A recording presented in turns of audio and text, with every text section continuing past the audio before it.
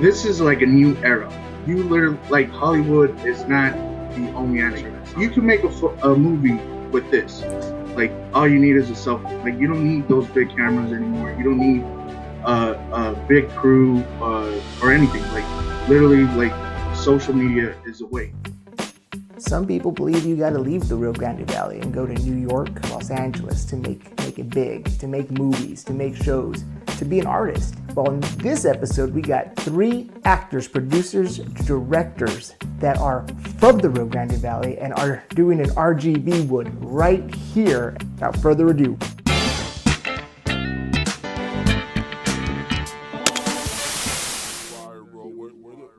Where y'all from?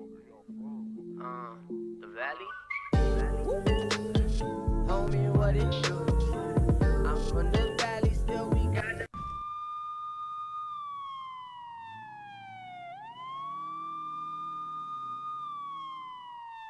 Shit. Oh, shit.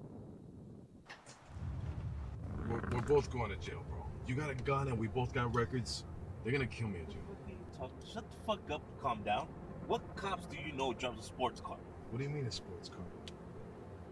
Fuck. These guys don't even have uniforms. They ain't no fucking cops, man. Shit. They fucking found me. Look in the glove box. It's a gun. What do you want me to do with a fucking gun? Calm down. When they get close by, you blast those putos. You hear me? You're fucking crazy. Just drive. Don't be stupid. We can't outrun them.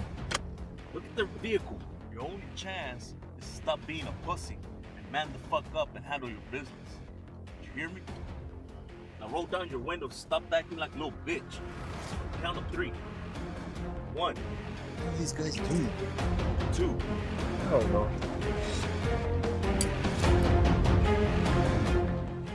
Hey, Mosca! 3. Good!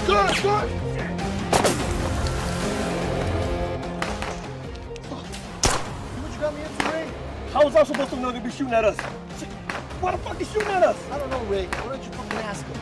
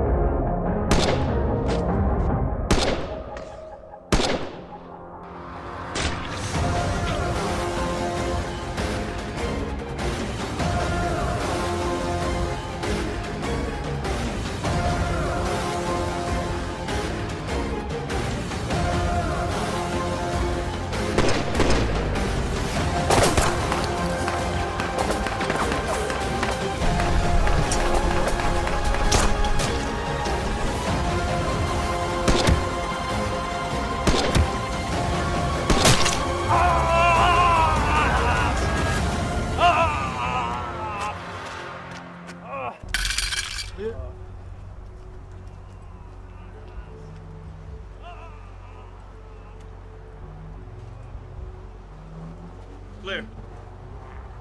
Mosca. Hey! Wake the fuck up. Ray. Yeah. Ray, what the fuck? What are you... Man, what the fuck were you think you're shooting at us? Oh, fuck, Ray. We thought you were the cartel. I'm in big trouble. You gotta get me out of here. Mo, I can't help you, man. You could have killed somebody. Oh, Fuck, man. am I dying? No, you're not dying. Oh, I'm dying. Man, no, you're not dying. You gotta help me. You have to help me get out of here. Mo, I can't help you. You're gonna go to jail. Just let me... I'm dying. Just let me die. You're not dying.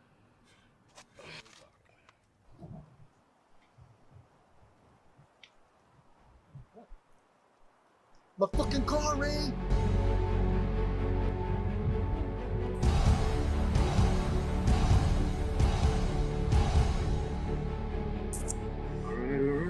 Hello, listeners. This is F. Molina, and I got some very special guests with us today. As some of you may or may not know, the Valley does have its own film industry with its own actors, producers, and directors.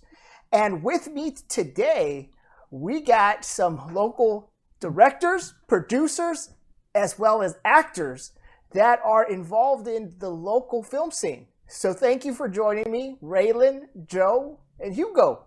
So when I ask most people, do you know like anything about our local film scene? Most people say we don't have a film scene, and if we do have one, it's usually related to adult entertainment. So I guess, like Raylin, if you could start off, can you tell us like a little bit about yourself and your experience in this local film industry? Yeah, so I've actually been doing this for 4 years now. So my name is Raylin Francois. I'm here in the Valley. I got into the film industry by Joe, just kind of meeting him, and he's been doing this way longer than I am. I kind of like, hey Joe, if you ever need a black guy, let me know. So, and then before you know it, like maybe 2 months later, he's like, hey, I got a role for you. And yeah, we've been running ever since then and stuff. So I'm still new. I'm probably the most greenest one out of everybody in this industry. But from what I've seen it's kind of growing. Haven't really met too many people that's into the film industry, that's into what we're doing. So, but it's surprisingly bigger than you actually think. So we keep coming across people that's doing it, and yeah, I mean, even going to the film festivals out here and stuff, we surprisingly find out people that's been on TV and the film and the silver screen who's actually from here. So it's a challenge. It's a challenge. And you, Joe, can you tell us like a little bit about your background and experience? Yeah, definitely. Well, I started back in 2009. Basically just right place at the right time, I guess. Long story short, my sister had a role in a movie down here at that time, and dad didn't want her to go by herself, so kind of like, hey, be the big brother and go with her. They're gonna film in Bronzeville. Okay, fine. So we went over there, and then director producer were there. They saw me and they're like, hey, do you want to come on the movie? And I was like, yeah, great. Freaking Dead Body #3 or something or whatever. Awesome. So that's how I got my foot in, was like that. And then the director from that movie, I guess, liked what I did because he gave me, and when I went to that movie, they gave me a nice little role. And then he called me back for another movie he did later on, like which was about 2-3 years later. And I've kind of been rolling ever since, just doing projects down here, working with that director mainly, kind of having like a Adam Sandler type vibe, where you keep all the same people coming up again in the same roles. I mean, in the same with the same director or producer, and that's what you find a lot down here. Is once you stick with somebody and the loyalty kind of comes into play, and as long as you're doing a good job, they keep calling you back for roles, and I've been blessed to have that opportunity. And whenever I can share it and sharing the wealth, I do. Like when I brought Ray in, opportunity was there, so why not? Give other people the opportunity to walk through the doors that I was blessed to walk through. So basically, that's how I started. And what like movies have you been in? Well, I've been in one called The Price of Power, which got renamed later to Diego Montana. I've been in one called Trampa Mortal, which is also a Spanish film. I came out in a movie that was actually done by Charlie Clark Nissan down here a few years back called Green Ghost. I got to participate with Danny Trejo on that one. They never finished that movie though, and that's when you run into a lot down here, is that a lot of films don't get finished, and not just down here, but anywhere in Hollywood. You'll start something up and then it never gets done. Can you tell us like what is the film environment like down here? Who are the people that are making movies? Where like all these movies being produced and stuff and being played? Well, I mean, you have a lot of local directors down here doing that. The only unfortunate part is that everybody outside from here sees us in this film industry in the Valley as below amateurs, basically. Kind of like just some guys in the backyard filming. They really don't see or give us any credit for the same type of effort and sacrifice that we're putting in. Like, yeah, we don't have a Hollywood budget, but it doesn't mean we don't have Hollywood quality with the people participating in there: actors, directors, producers, crew, sound guys, special effects, everything. It's just that's just the way it is. The industry is more of who you know than what kind of skills you have. Once you get introduced, then your skills come into play. Then they look at that. So that's really what brings and keeps the value down is that. And then also, of course, like any other industry, you have the issues where kind of that green-eyed monster comes out every once in a while, and you get the jealousy from some people and other people, and you kind of end up fighting amongst yourselves, for lack of a better phrase, and that just hinders everybody. So the one thing that I've been trying to do, and now with Hugo, Ray, and other people we met along the way, is help everybody get there, give them that opportunity to at least showcase what you have. That way, maybe somebody see us and offer us something better. And if not, well, hey, we'll make our own industry down here. We'll make our own little mini Hollywood. And how's that coming along? Your own like mini type Hollywood. Well, it's actually coming around pretty well. I mean, like I said, I've ran into Hugo, met through another acquaintance, and I mean that's working out great. Very talented guy. Don't tell him I said that though. No. But, Wait a second. Wait a second. Hugo, are you here, Hugo? I'm Oh here. my I'm gosh, Hugo's been here. Hugo's I'm been. here. Where did Hugo get here? Story of my life. As big as I am, I still never get seen. Hey, Hugo, like tell us about yourself. So actually, funny story. I started off wanting to be an actor. Actually, so I went to school in Dallas for acting. It was this school called KD Conservatory of the Dramatic Arts. Very prestigious school. And before graduating, I talked to my professor. I was like, "Hey, man, like, you're a working actor / teacher. Like, what do I got to do?" He's like, "Man, you got to make a name for yourself. No one's gonna really give you, if you want that big chance. No one's gonna give you a chance unless you build your brand." So I decided, I'm like, you know what? I'm gonna graduate. I'm gonna go back home, and I'm gonna teach myself to make films, so I can put my friends in films, and then teach them how to make films, and then they'll put me in their films, and I'll build my name up like that. It was this whole convoluted plan, and I ended up just falling in love with the process of making films, where I was like, you know what, maybe this is a hat I should be wearing.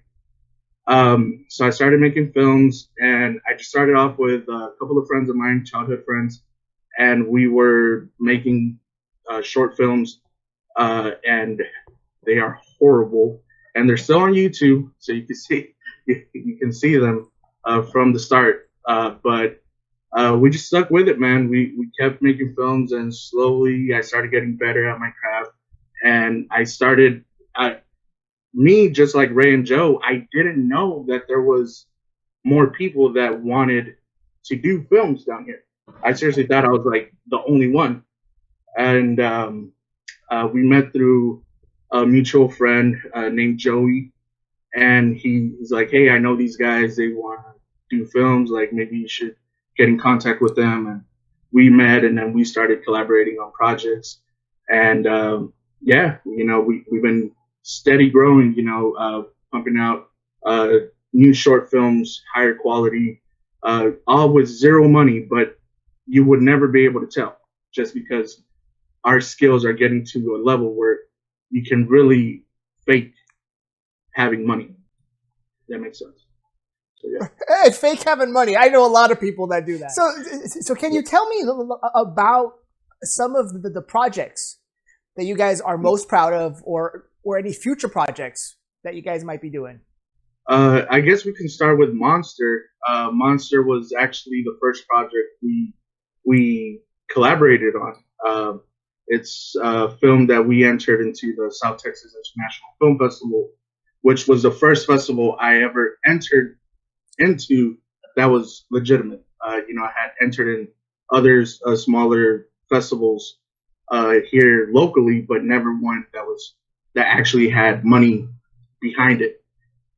So we filmed this we we got together around November, December last year, and we started hashing out an idea like, hey, what can we tell? What story do we want to tell? So we came up with the story about child abuse and kind of not making light of it, but making it to where your first glance of the film, you would think it's a horror film, which it is a scary subject, like child abuse, like it's scary.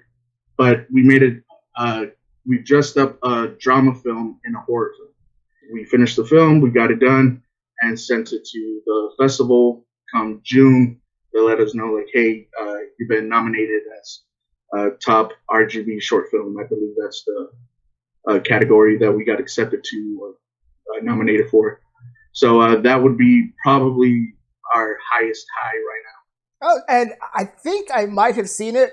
I don't want to give away, but there's a twist like at the end, right? There's a huge twist like at the end. It starts off abuse. The dad seems kind of abusive, and then all of a sudden that twist at the end, you're like, whoa, right? Yeah. Okay, yeah. So but we're not going to give away the twist at the end because people got to see it. Mm-hmm. Yep.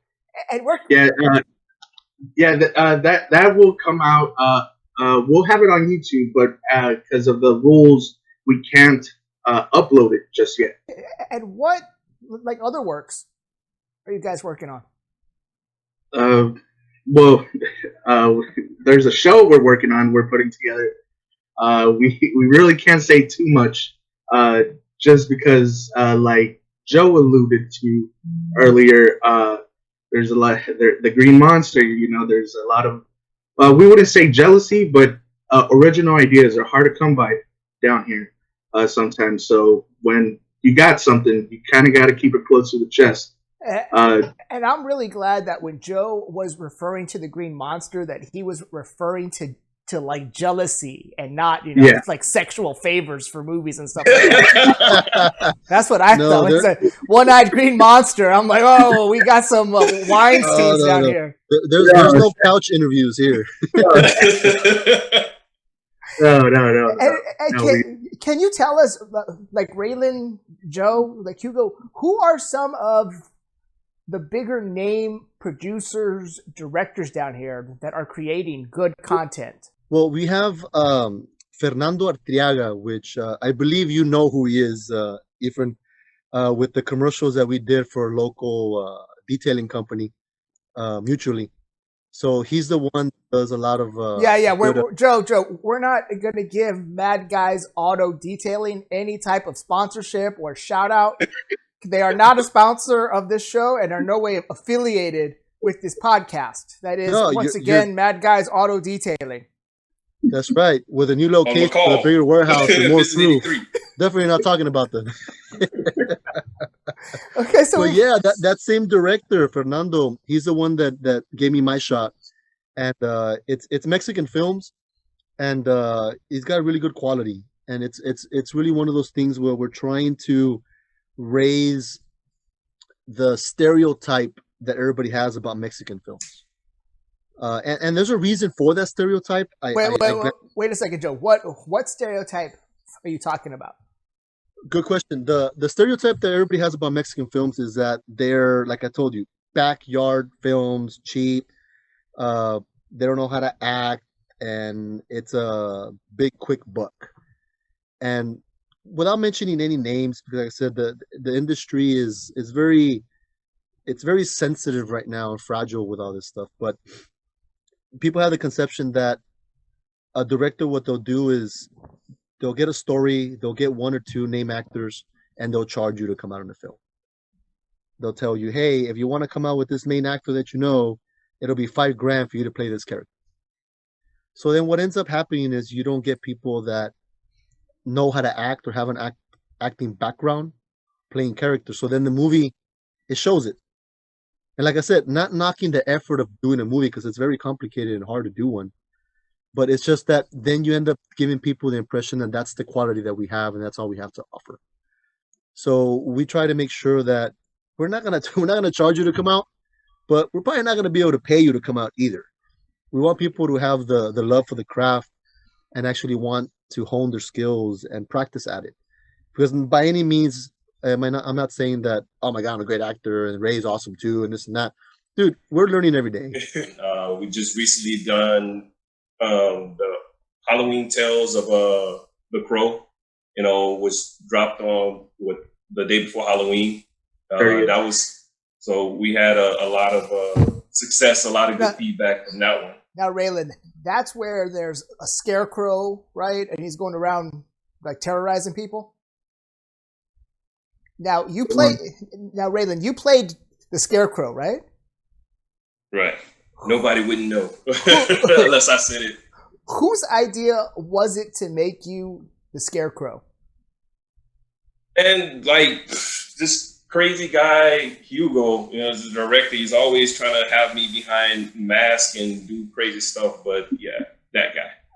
Why? It's like he doesn't want to give me any kind of camera time. It's like, you know what, just go ahead and put this mask on. What's up with that, Hugo?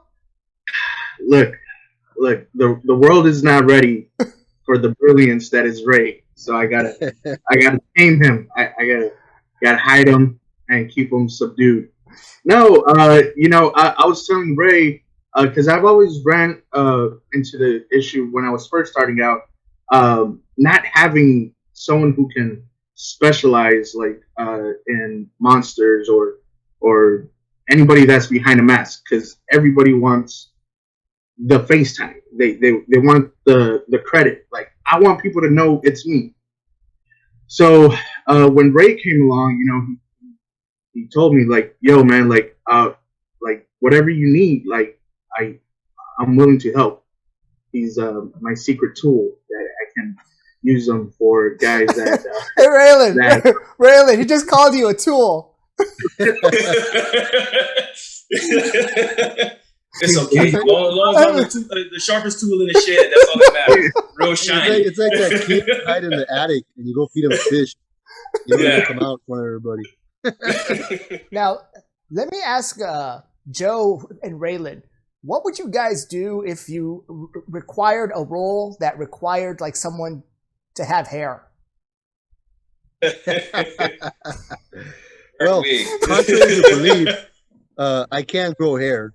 Yeah, I'm just lazy and I don't feel like dealing with it. Because there's some films that I've seen you guys in, and you guys have played bad guys, right? Oh yeah, bad guys and good guys, but usually that alpha male type, yeah. And so the alpha males don't have hair? Well, I mean, have you seen The Rock where movie with hair? Hugo, we gotta go. We gotta go shave our heads, Hugo. We need to become alpha. We need to become alphas. Yeah. So we also represent the ball community as well. In order to go ahead and be alpha, you gotta shave off your hair. And Hugo, how do you deal with these actors when they give you problems? Well, kind of it's not necessarily an issue, more of a restriction of making films down here in the Valley. You more times than not are working with untrained actors, so they don't really know what to do or stuff like that. What I've done, or the approach I've taken, is know the people that I'm working with and write to their capabilities or their characteristics. So that limits your storytelling, because now you got to mold your story to fit the people you have in those films, instead of just telling the story and getting people that can fit that criteria that you're trying to tell. Now you're kind of limited to what you got. But that's always kind of been my approach, and why I feel like my work kind of stands out from the norm is I don't exaggerate my downsides. I work to my strengths. So my films are usually dealing with stuff that wouldn't cost money, because we don't have money to put in our films. Why am I going to make a film where I got to have a spaceship and all this and that and show like, oh, damn, they really didn't have money for this film? It's like, no, okay. So what do we got? We got $5. Okay, we got $5. We all got cars. all right, let's make something where we can use our cars and I don't know, buy like something that costs $5 and use it in the film, whatever. Yeah, we So we had Catherine Hardwick like on our show, and she was talking about her first movie where she directed, produced. She basically used all of her own clothes, like for the actors, and she says her own cars and everything like that. So I see what you're talking about, having to use your own stuff, fake it till you make I it. saw that, right? Like a lot of the props that we use, we've bought ourselves here and there. The cars you see in the films we're doing, there are cars. yeah, You know, Let me ask you guys. I've met a lot of aspiring actors, and a lot of them leave like this area. They go to California. They say there's no way that you're going to make it from South Texas. You got to go to New York, California, Georgia to make it. You guys like aren't doing that. You guys are staying here locally, right? yeah, and to add to that, yeah, like the problem with why people leave is because the opportunities aren't here. So you have a better opportunity if all you do is want to act and get whatever you can. Like a few years back, well, it's been a while already. I actually went through the Skype interview process for the movie Jurassic World, and I made it past the second round. But then they wanted me to travel to Louisiana for a month, and I wasn't gonna be able to leave my job and come back and have a job, you know. So that really limits a lot of your opportunities. So for me, it wasn't just acting because I wanted to act and make it big. No, for me, it was something that I came out of left field that I liked, and I had an affinity for it. So okay, cool, but I don't have the means to travel and leave. I have a family. So what's the next best thing? Well, you know what? Let's make our own Hollywood down here. I'm willing to go and put the extra work to do that as well, besides just looking for roles here and there, not worrying about the other side of it. So that's kind of where I set my mind and was, you know what, this is what we're gonna do. And we try to associate ourselves with as many people who have the same vision to do that, because it's gonna be 10 times more of a sacrifice than just trying to find a role. Do you guys think that the local community, local governments, nonprofits, do you think they support or not support, or do you think they do enough to help the local film industry, the local arts? I personally don't think so, and the reason is because right now here in the valley we're still in that old school mindset where, like you said earlier, 95% Hispanics. What is one thing that most Hispanic families preach is get a job. They don't see the arts as a job, you know. So that's kind of the mindset that people with money or funding have down here, where it's like, I mean, I don't see a return on investment in the arts down here. Hollywood is just more of a ego thing or something that you can say like, hey, I made it there. But now you upload to YouTube, get a million views, you're gonna have companies knocking at your door like, yo, we want you to film this for us, or we want you to be in this project for us. You know, like that is the new way. That is why we decided, hey, we don't need to leave the valley. You can stay here, make it happen. That's the reason why we want to promote local. You know, in the movie Sicario, when they were saying to the kid, "Where you gonna pick me up? Drop me off on Trenton and HB on Trenton." Dude, this film was filmed in El Paso. We don't got no hills down here. You know, even when they represent us in the movies, they don't even film down here. So we want to film here. We want to show local businesses. We want to use local actors. Everything to give them that. Let them use the platform that we have free of charge. Hey, here you go. Here's the opportunity that no one else is going to give you. So that's one of the biggest things that we're focusing on with all the short films and everything we do, plus with that TV series that we're working on, is we want to put the Valley on the map. Show them what the Valley really looks like, so they can see, and maybe it will bring more people to come down and film. Like Alyssa Milano just went and filmed in Harlingen last year or beginning of this year. So you have some people that come down here, but we want them to come down and use local, not bring everybody from where they're from, just use our streets and then leave. So we want to showcase our streets, showcase our people, showcase our businesses, especially right now with where everything is. Local, man. Support that small business that you have around the corner. Well put, Joe. And if people want to follow you guys, right? How can they follow you? How can they help you? How can the local people help you make these movies or be a part of them? I guess I'll be the first one to say it. So, on Facebook, on Instagram, and Twitter, it's the same for me. It's just at Alpha Joe Rod. Look that up. You find them in all three. And then you could also find mine on IMDb, the International Movie Database. You can look me up, Joe Rodriguez. I think I'm the 27th Joe Rodriguez that's on there. But you can see films that we've done and that I've been in. And I think Ray has his too. But that's how you can find me. So you guys can always DM, message, whatever. Just get in contact. And we'll work with whatever ideas they have. As long as we get to promote local, man, basically. It's Raylin Francois on Facebook and also Instagram or Trials and Scars and stuff. So on the IMDb, it's Raylin Francois.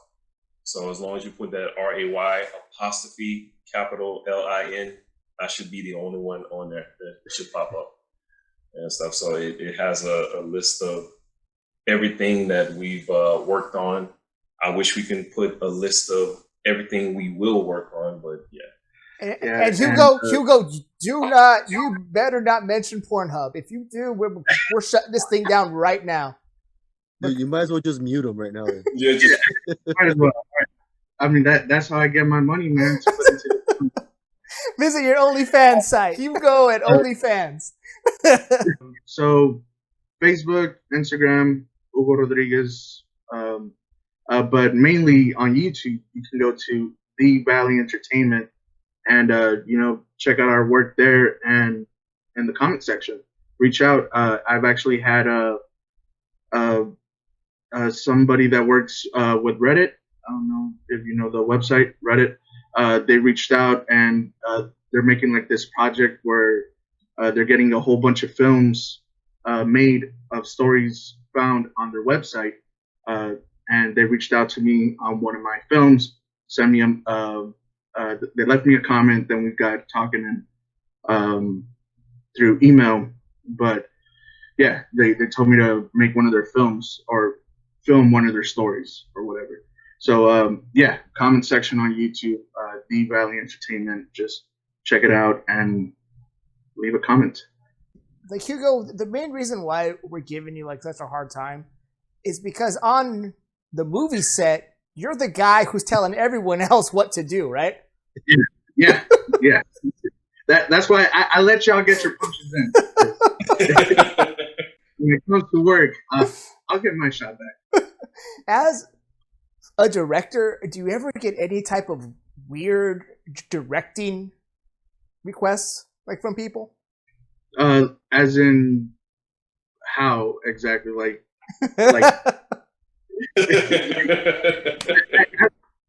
I mean, decide what story to tell, huh? Yeah, I'm like, there's been a few. But I haven't had any weird requests yet. But maybe after this, somebody will be like, "Hey, so you haven't had anything weird, huh?" What you guys are doing is fantastic. You guys know that you have an uphill like battle, especially down here, and you guys are taking it on, hitting it full steam, and I think the mentality that you guys have. I mean, if you guys don't make it, I'm pretty sure that you are going to open up that door for other people. And it's only going to be a matter of time before something from this area blows up. And it's going to be because of trailblazers like you guys. So thank you, man.